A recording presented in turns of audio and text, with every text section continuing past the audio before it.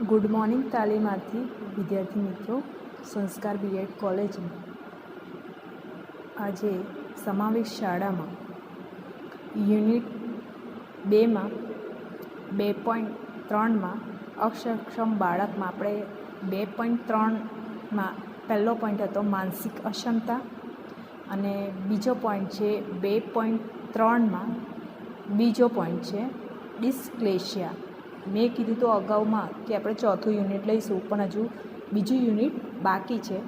બીજા યુનિટમાં આપણે 2.3માં બીજું ડિસ્ક્લેશિયા કોને કહેવાશે?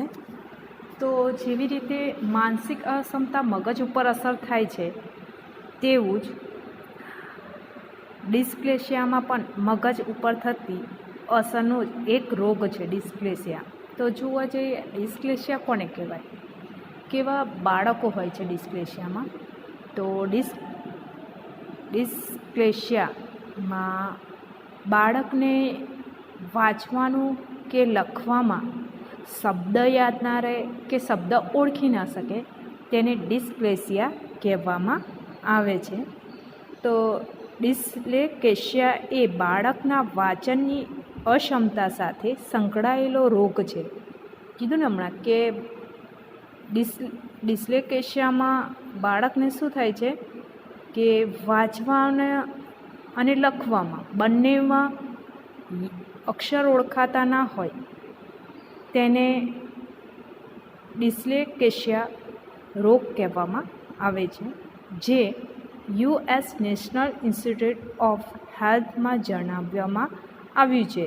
શું જણાવવામાં આવ્યું છે કે ડિસ્લેક્સિયા એ અધ્યયનની અક્ષમતા છે. અક્ષમતા એટલે ખામી છે, એટલે કે ભણવામાં ખામી જોવા મળે છે આવા બાળકો. ડિસ્લેક્સિયા બાળકો છે જે ભણવામાં કઈ ખામી ઉદ્ભવે છે?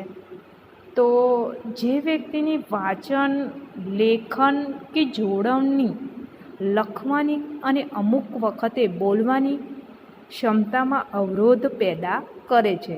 જોવા જઈએ તો નાના બાળકોમાં આ વધારે જોવા મળે છે, જેને શબ્દ સમજ નથી પડતી તો લખવામાં ભૂલ થાય, જોડણીમાં ભૂલ થાય, બરાબર છે? તો આવા બાળકોમાં કયો રોગ કહેવામાં આવે છે? ડિસ્લેક્સિયા. મોટા થાય છતાં પણ એ શબ્દમાં, જોડણીમાં ભૂલો જોવા મળે તો એ ભૂલને શું કહેવાય? તો શાના લીધે થાય છે? તો ડિસ્લેક્સિયા રોગના કારણે બાળકમાં આવું ભૂલો જોવા મળે છે. તો ડિસ્લેક્સિયાને ઇંગ્લિશમાં DRDનું પૂરું નામ આપો એવું પરીક્ષામાં કહે તો એનું નામ પૂરું નામ થશે DRDનું ડેવલપમેન્ટ રીડિંગ ડિસઓર્ડર તરીકે ઓળખવામાં આવે છે.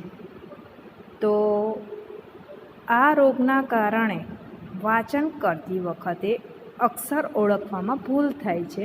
નાના બાળકોમાં જોવા જઈએ પહેલાં, બીજા કે ત્રીજા ધોરણમાં, તો એ બાળકોને યાદ શબ્દ ઓળખતા ના આવડે તો એ ભૂલ કરે છે. તો કઈ ભૂલો થાય છે? તો સામાન્ય રીતે બાળક ડની જગ્યા પર ક બોલે, ટની જગ્યા પર ઠ બોલે, યા તો ટની જગ્યા પર ઢ બોલતા હોય છે, યા તો ઠને ઢ સમજતા હોય છે. તો એમની જોડણીમાં ભૂલો જોવા મળે છે, શબ્દ વાંચવામાં ભૂલ જોવા મળે છે, એના લીધે લખવામાં પણ ભૂલો જોવા મળે છે. બીજું છે કે યને મ સમજે, શરણાઈને રા સમજે છે, અને અમુક વખત શરણાઈને સને સસલાનો સ તરીકે શબ્દનો ઉપયોગ કરતા જોવા મળે છે. જેવા ભળતા અક્ષરોને ઓળખી શકાતું નથી આવા બાળકો શું કરે છે? ભૂલો કરે છે. જે શાના કારણે થાય છે? ડિસ્લેક્સિયા રોગના કારણે જોવા મળે છે. અમુક વખતે તો તેના અક્ષરને આંકડાઓમાં ચિત્ર અને વિચિત્ર આકૃતિમાં દેખાતા હોય છે, પરિણામે તે યોગ્ય રીતે વાંચન નથી કરી શકતા. એનું કારણ શું છે? બાળકોને જોવા મળે છે ને ઇંગ્લિશમાં 6, 6 અને 9 બંનેને ઓળખવામાં બાળકને પ્રોબ્લેમ થતી હોય છે, કારણ કે 6 આમ હોય લખાય ને 9ને આ રીતે લખાય. તેને અક્ષર ભળતા હોય ત્યારે એમને મુશ્કેલી અનુભવાય છે. એટલે કે ચિત્ર અને વિચિત્ર આકૃતિ ઉપરથી એ શબ્દને કેચઅપ કરી શકતા નથી, કારણ કે એમને શબ્દ જ ના ઓળખતા આવડે તો એ શબ્દને સ્પેલિંગ કે જોડણી કે બનાવી શકતા નથી. જેમ કે આપણે જોવા જઈએ છીએ, નાના બાળકને કોઈ પણ ક બારાકડી શીખવાડતા હોય ત્યારે કની સાથે શબ્દનો ઉલ્લેખ કરવામાં આવે છે કે ક તો કમળનો ક, એવી રીતે આ શબ્દનો ઉપયોગ થાય છે. તો ઇંગ્લિશમાં શું થશે તો કે એ ફોર એપલ, તો એ શું છે મૂળાક્ષર થયું. તો એમને આ રીતે અક્ષરની સાથે શબ્દ પણ સમજાવવામાં આવતા હોય છે, જેથી એ શબ્દ પણ સમજી શકે અને આ વસ્તુને આ કહી શકાય એ રીતે સમજાવવામાં આવે. પણ આવા બાળકોને એ જ યાદ રહેતું નથી કે આ શબ્દને શું કહેવાય અને આ અક્ષરને શું કહેવાય. તો આ રોગને શું કહેવાય? ડિસ્લેક્સિયા રોગ કહેવામાં આવે છે. તો હવે આપણે ડિસ્લેક્સિયાના કારણો જોઈશું. તો એમાં શું જોવા મળે છે? ડિસ્લેક્સિયા શામાં જોવા મળે છે? મેં તમને પહેલાં જ કીધું કે એ મગજમાં થતી પ્રક્રિયાના કારણે કે ખામીના કારણે ડિસ્લેક્સિયા રોગ થાય છે.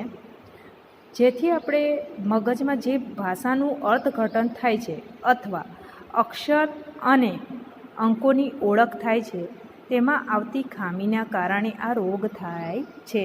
અમુક બાળકોને શબ્દ આવડે તો અંક ના આવડે અને અંક આવડે તો શબ્દ ના આવડે. તો આ બંનેમાં ખામી ઉત્પન્ન થાય તેને શું કહેવાય છે?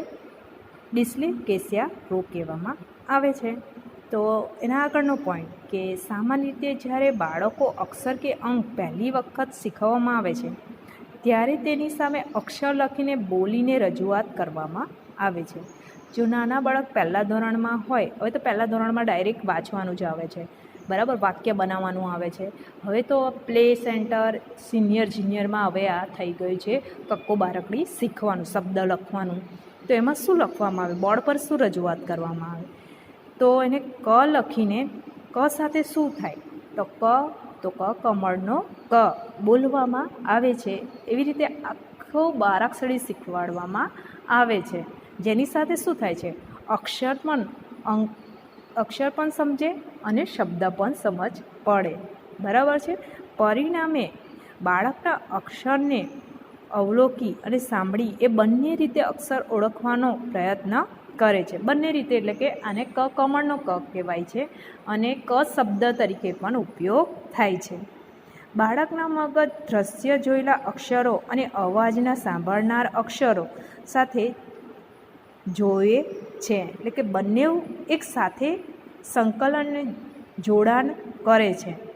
દ્રશ્ય એટલે કે જોવે છે કે આ કમળનો ક છે ને બોલાય છે કેવી રીતે? તો કમળનો ક શબ્દ અને અક્ષર બંનેને એ જોઈને જોડાણ કરવાનો પ્રયત્ન કરે છે, જેથી તેમના મગજને અક્ષરને પ્રત્યક્ષીકરણ કરે છે, એટલે કે ધ્યાનથી જોવે છે, એને કેચઅપ કરવાનો પ્રયત્ન કરે છે.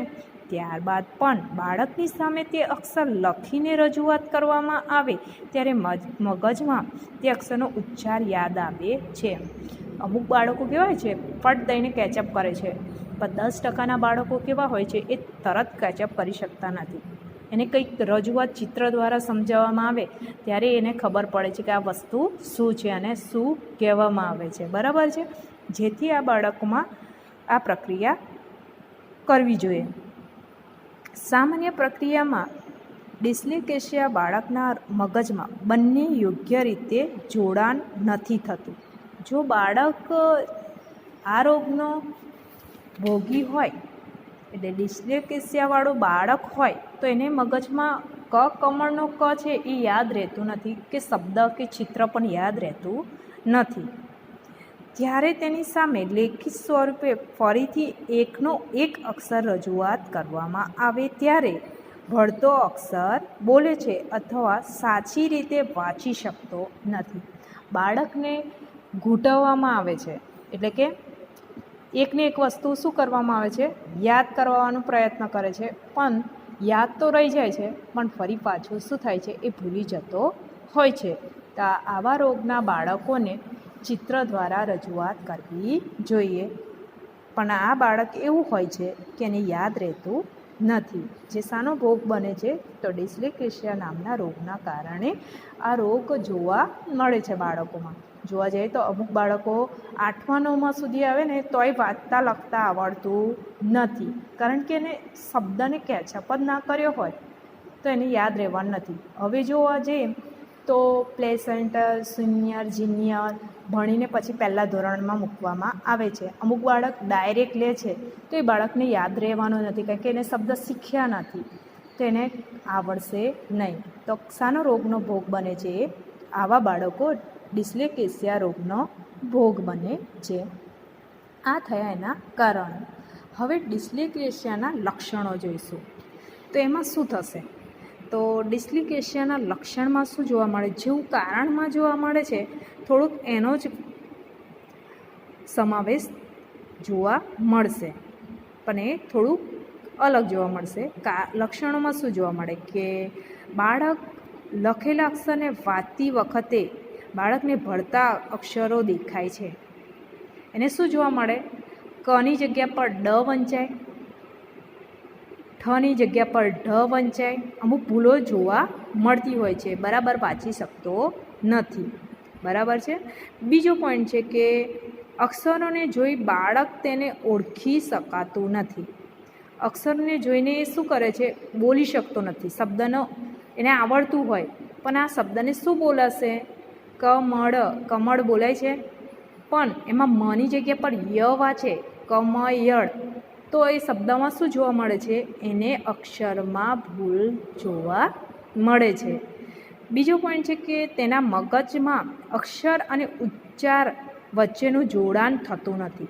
એનું કારણ શું છે? કે એને અક્ષર ના આવડે તો ઉચ્ચારણ કરતાં આવડશે નહીં, કારણ કે એનું મગજ એ વસ્તુને કેચઅપ કરી શકતો નથી કે આ શબ્દ કયો છે. બીજો પોઈન્ટ છે કે ઉચ્ચારના આધારે અક્ષરને ઓળખી શકાતું નથી અને અક્ષર વાંચીને તેનો સાચો ઉચ્ચાર કરી શકતો નથી. જ્યારે એને અક્ષર જ સમજ ના પડે તો ઉચ્ચાર કરવાનો નથી. ઉચ્ચાર ના કરે તો એને જોડણી કે શબ્દ લખી શકતો નથી, કે ઉચ્ચાર યોગ્ય રીતે રજૂઆત કરી શકતો નથી. બાળક એ ચૂપ જ થઈને બેસી રહે છે આવા બાળકો. એના પછીનો પોઈન્ટ છે કે બાળક લાંબા વાક્યનું અર્થઘટન કરી શકતું નથી. બાળક શાના માટે લાંબા વાક્યનું અર્થઘટન કરી શકતું નથી?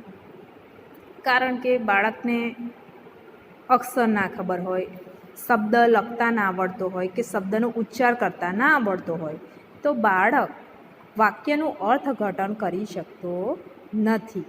બરાબર છે. બાળકને અર્થઘટન ક્યારે કરી શકે? જ્યારે એને અક્ષર સમજ પડે, શબ્દ સમજ પડે, ત્યારે એનું વાક્ય બનાવી શકે છે. પણ એ ક્યારે બનાવી ના શકે? તો એને અક્ષર ના સમજ પડે ત્યારે. એના પછીનો પોઈન્ટ છે કે આ રોગગ્રસ્ત બાળક મંદ બુદ્ધિના નથી હોતા, તેમની બુદ્ધિ આંક ઊંચો પણ હોઈ શકે છે. આવા બાળકોમાં મંદ બુદ્ધિના ના કહી શકાય, કે માનસિક તણાવવાળા નહીં, એને અક્ષર નથી ખબર પડતી. વાંચતા તો આવડતું હોય છે, વાક્ય પણ લખી શકે છે, પણ કેવું વાક્ય લખશે? ઉચ્ચાર વગરનું વાક્ય બનાવતા હોય છે. એટલે બુદ્ધિ આંક હોય છે પણ મંદ બુદ્ધિના કહી શકાતા નથી. આવા બાળકોને કંઈક ને કંઈક તો વાક્ય લખી શકે છે. એના પછીનો પોઈન્ટ છે તેમને ફક્ત વાંચન લેખનની મુશ્કેલી હોય છે, બાકી બધી જ રીતે સામાન્ય બાળક જેવો જ હોય છે. એમાં જોવા જઈએ તો બાળક કેવો હોય છે? આપણે માનસિક અક્ષમતામાં કહેતા હતા કે માનસિક અક્ષમતાવાળું બાળક એ સામાન્ય બાળક સાથે ભળી શકતું નથી, પણ ડિસ્લેક્સિયાવાળું બાળક સામાન્ય બાળક સાથે ભળી શકે છે, કે એને સમજી શકે છે, કારણ કે એને વાંચન તો આવડે છે, લેખન આવડે છે, પણ શબ્દમાં ભૂલો થાય છે. એટલે અમુક કિસ્સામાં તો તેઓ કોઈ ક્ષેત્રમાં પ્રતિભાવશાળી પણ હોય છે. તો એ અમુક વસ્તુમાં અમુક વાક્ય આવડતા હોય ને તો ફટ દઈને લખી શકે છે, બોલી શકે છે, પણ જે અક્ષરમાં ન આવડે તો એ બોલી શકતો નથી. એટલી એની ખામી જોવા મળે છે. જે શાના લીધે? તો ડિસ્લેક્સિયા રોગના કારણે. તો ડિસ્લેક્સિયા રોગગ્રસ્ત બાળકને આવા વિશિષ્ટ લક્ષણના કારણે વિશિષ્ટ સમસ્યાઓનો સામનો પણ કરવો પડે છે. કારણ કે જોવા જઈએ તો વર્ગખંડમાં બાળક વાંચતો હોય, જો વર્ગખંડમાં શિક્ષક કહે ચલો બાળક આજે આપણે વાંચવાની પ્રવૃત્તિ કરાવીએ, એમાં જો કોઈ વર્ગખંડમાં એવા બાળકને વાંચવા ઊભો કર્યો હોય કે શબ્દમાં ભૂલ થતી હોય, તો વાંચતા વાંચતા જો કોઈક ભૂલ થઈ જાય તો આખા વર્ગખંડના બાળકો એની તરફ જોવે છે યા તો હસે છે, તો એનું મન શું થાય છે, અભાવ ઉત્પન્ન થાય છે, મુશ્કેલી થાય છે કે હવે મારે શું કરવું, બધા તો મને હસે છે. એટલે કે આ શાના કારણે થાય છે કે ડિસ્લેક્સિયાના રોગના કારણે આ પરિસ્થિતિ ઊભી થાય છે. પણ આ પરિસ્થિતિને દૂર પણ કરી શકાય છે. એક શિક્ષક તરીકે એને સમજાવી શકાય કે એને આ શબ્દને આ રીતે વાંચવાનો, આ શબ્દને આ રીતે વાંચી શકાય છે. ત્યાર પછીનો પોઈન્ટ છે કે ડિસ્લેક્સિયાના રોગગ્રસ્ત બાળકોનું અધ્યયનની સમસ્યાઓ.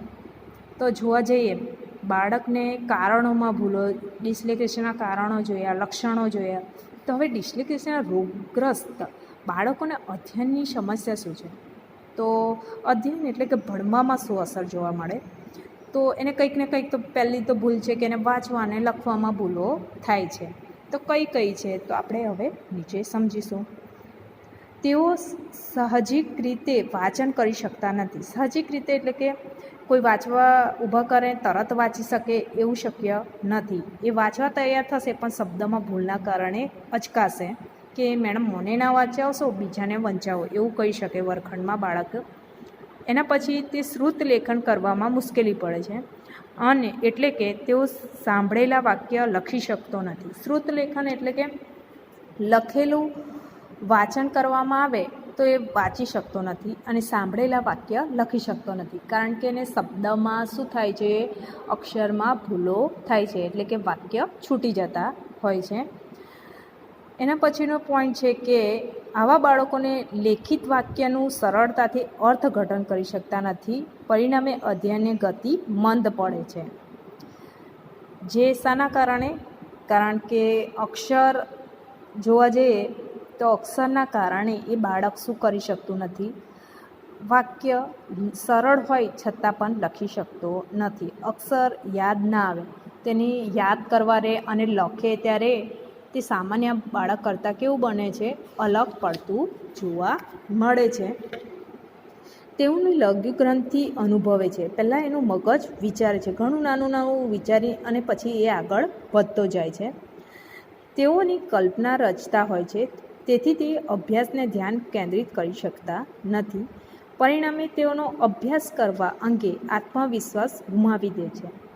એમનું લઘુગ્રંથિમાં વિચાર તો હોય છે કે આવું કરીશ તો હું આવું કરીશ, ભણતી વખતે આવો મગજ ચાલતા હોય, ત્યારે એ શું થાય છે, એનું ધ્યાન કેન્દ્રિત થતું નથી કે આ શબ્દ શું છે, એને સમજ જ ના પડે તો આગળનું ભણવાનું એને સમજ નહીં પડે, અભ્યાસક્રમમાં ખબર નહીં પડે, જેથી એનો આત્મવિશ્વાસ ગુમાવે છે. કારણ કે શબ્દ ના ખબર પડે, પાઠનું નામ જ ના સમજ પડે તો આખા પાઠની કહાની સમજ પડે, એનું અર્થઘટન સમજ ના પડે, એટલે એનો અભ્યાસ પણ પાછળ જાય છે અને આત્મવિશ્વાસ પણ ગુમાવે છે. એના પછીનો પોઈન્ટ છે કે તેમના વર્તન પણ સામાન્ય બની જતું હોય છે, એટલે કે તેઓ વાર્તનિક સમસ્યા ધરાવતો થઈ જાય છે. જો બાળકને પહેલાં બીજા સુધીમાં એમને સમજાવવામાં આવે, પહેલાં બીજા ધોરણ સુધી એ ખોટું લખશે કે વાંચશે તો કોઈ વાંધો નહીં, પણ 8મા 9મા 10મામાં એને વાંચતા જ ના આવડે તો એની વર્તનમાં શું જોવા મળે, સમસ્યાઓ ઉત્પન્ન થાય.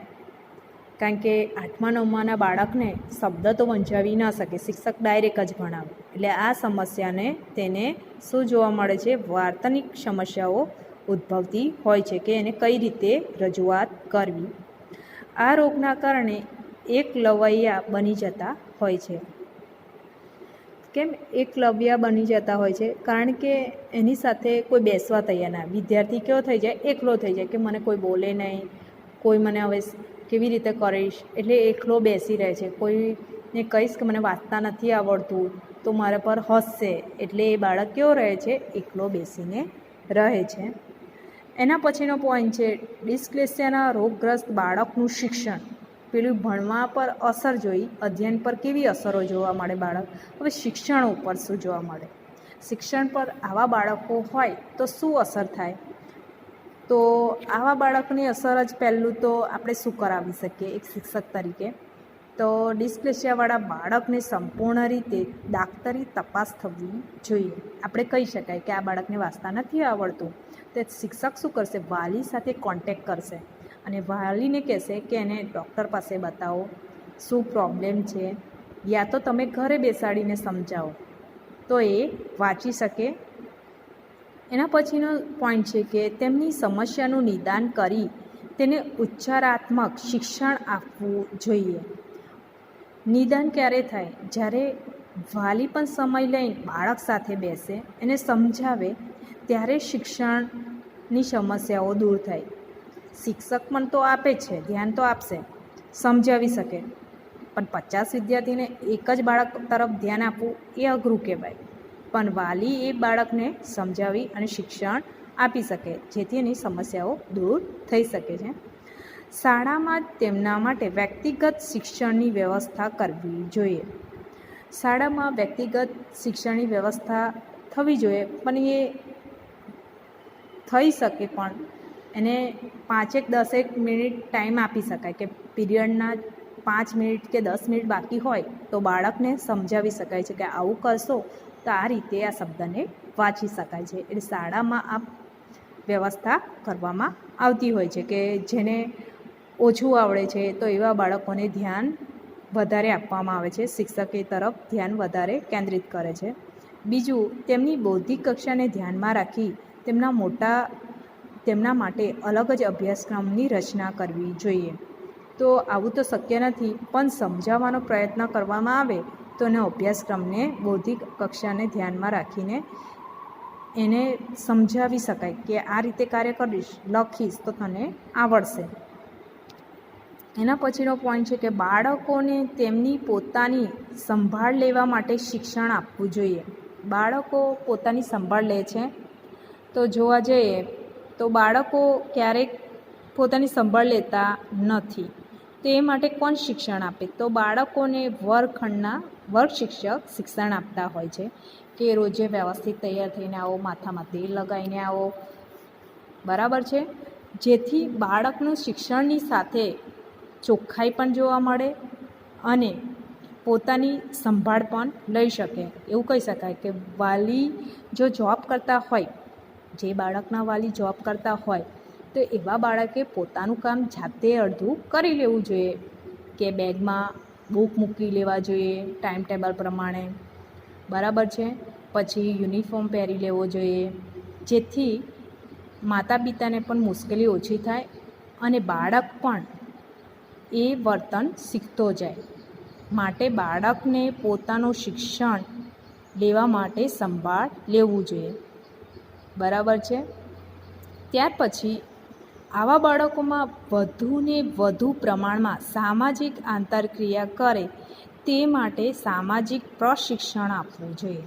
સામાજિક કાર્ય કરવા માટે બાળકોમાં તત્પરતા લાવવા માટે એમને સામાજિક ચિત્ર બતાવવા જોઈએ કે સામાજિક કાર્યક્રમ ગોઠવવો જોઈએ, જેથી બાળક તે કાર્ય કરવા તરફ તત્પર બને છે. જેમાં કહેવામાં આવ્યું છે, દાખલા તરીકે કે સામૂહિક રમતો, પ્રવાસ, પર્યટન, સમૂહ જીવનની પ્રવૃત્તિઓ જોડાવવું જોઈએ. આવા બાળકોને સમૂહમાં રમતો કરાવવી જોઈએ, બરાબર છે.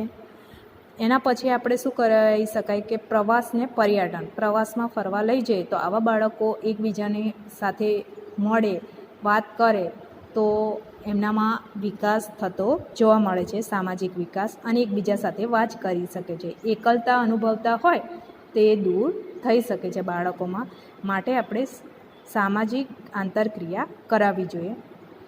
એના પછી છે કે તેમને લેખન, વાંચન, નિરીક્ષણ કરવા માટેનું વિશિષ્ટ પ્રશિક્ષણ આપવું જોઈએ. તો લેખન વાંચન માટે શિક્ષક નિરીક્ષણ કરતા જ હોય છે. વર્ગખંડમાં ક્યારેક અઠવાડિયામાં એકવાર તો બાળકોને વાંચવાનું પ્રવૃત્તિ કરાવવી જોઈએ, જેથી આપણને ખબર પડી શકે કે વાંચી શકે છે, લખી શકે છે, યા તો નિબંધ સ્પર્ધા કે કોઈ ટૉપિક ઉપર વાક્ય લખવાનું કહે તો એનું નિરીક્ષણ થઈ શકે છે. તેમની અભિયોગ્યતા ઓળખી તેના આધારે તેમને ચોક્કસ વિષયો ફાળવા જોઈએ, જેથી તેની શક્તિઓને પૂરેપૂરો ઉપયોગ કરવાની તકો મળે, જેથી એમને વિષયમાં સફળતા પણ મળે અને આત્મવિશ્વાસ વૃદ્ધિ થાય. ધીમે ધીમે અન્ય વિષયમાં પણ રસ લેતો થાય. જો બાળક એક વિષયમાં રસ લેતો થાય તો બીજા વિષયમાં પણ રસ લેતો થાય છે. એનું કારણ શું કે એને એક વિષયમાં માર્ક્સ વધારે મળે ને તો બીજા વિષયમાં પણ પ્રયત્ન કરવા તત્પર બને છે, એટલે કે એના આત્મવિશ્વાસમાં વધારો જોવા મળે છે. પછી એવું કહેશે કે ગુજરાતીમાં વધારે આવે છે તો હું ગણિતમાં મહેનત કરું તો કેમ ના આવી શકે, એટલે એના મનમાં પ્રશ્ન ઉદ્ભવે, એટલે મહેનત કરે એટલે કે આત્મવિશ્વાસમાં વધારો થાય તો બાળક એ કાર્ય કરવા તત્પર બને છે, એટલે કે ડિસ્લેક્સિયા નામનો રોગ દૂર કરી શકાય છે એ બાળકોમાં. ત્યાર પછીનો પોઈન્ટ છે કે શારીરિક માનસિક સ્વાસ્થ્યનું શિક્ષણ આપવું જોઈએ. બાળકોને શારીરિક માનસિક સ્વાસ્થ્યનું શિક્ષણ તો અપાતું જ હોય છે. શારીરિક રીતે તો સ્વચ્છ જ હોય છે, પણ માનસિક રીતે પણ એમને સ્વાસ્થ્યનું શિક્ષણ આપવું જોઈએ. અમુક બાળકો એટલા કંટાળી જતા હોય અમુક વિષયોમાં, તો એમને એ વિષયને તરફ રસ લે એવું કાર્ય શિક્ષણ કરાવવું જોઈએ. તેમનું માનસિક આરોગ્ય જળવાઈ રહે તે માટે યોગ્ય માર્ગદર્શન આપવું જોઈએ. બાળકોમાં ગુસ્સો ઝડપથી આવી જતો હોય છે, માટે એ લોકોને સલાહ માર્ગદર્શન તો આપતું રહેવું પડે છે. ત્યાર પછી છે તેમને સામાન્ય રીતે વર્તન કરવા માટેનું શિક્ષણ આપવું જોઈએ. જોવા જઈએ તો બધા જ બાળક એક સરખા હોતા નથી, એટલે દરેક બાળકને શિક્ષણ આપવા માટે તત્પરતા રાખવી જોઈએ શિક્ષકે. વર્ગખંડમાં તેમની સંખ્યાઓ મર્યાદિત હોવી જોઈએ. વર્ગખંડમાં સંખ્યા કેવી હોવી જોઈએ?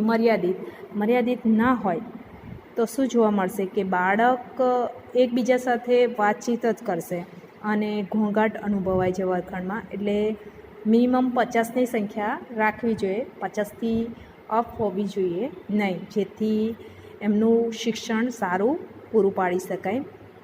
એના પછીનો પોઈન્ટ છે તેમના મા બાપને પણ તેમના ઉછેર માટેનું માર્ગદર્શન આપવું જોઈએ. તો જોવા જઈએ તો શિક્ષક તરીકે દરેકે એમના મા બાપ સાથે, માતા પિતા સાથે વાત કરવી જોઈએ કે આવા બાળકને કઈ રીતે ટ્રેન કરવા જોઈએ, કઈ રીતે તમે પણ સમજાવશો અને અમે સમજાવશો, જેથી આ બાળક વાંચી લખતા થઈ શકે. એના પછીનો પોઈન્ટ છે કે મંદ ગતિના બાળકોને શિક્ષણ માટે જે કાંઈ પણ અગાઉના પગલાં લેવામાં આવે છે તો આ પગલાંમાં બાળકને શિક્ષણ માટે લેવા જોઈએ, જે એના વિશે ચર્ચા કરવામાં આવી હતી. તો આવા બાળકોને બને ત્યાં સુધી આપણે ચિત્ર દ્વારા સમજાવવાનો પ્રયત્ન કરીશું તો એ ઝડપથી સમજી શકે છે, શબ્દનો ઉચ્ચાર કરી શકે છે, લખી શકે છે. બરાબર છે. માટે આપણે ડિસ્લેક્સિયા નામના રોગના શિક્ષણમાં આ બધી પ્રવૃત્તિ કરાવવી જોઈએ. આજે આપણો પોઈન્ટ 2.3નો બીજો પોઈન્ટ પૂર્ણ થાય છે. નેક્સ્ટમાં 2.4નો પોઈન્ટ લઈશું.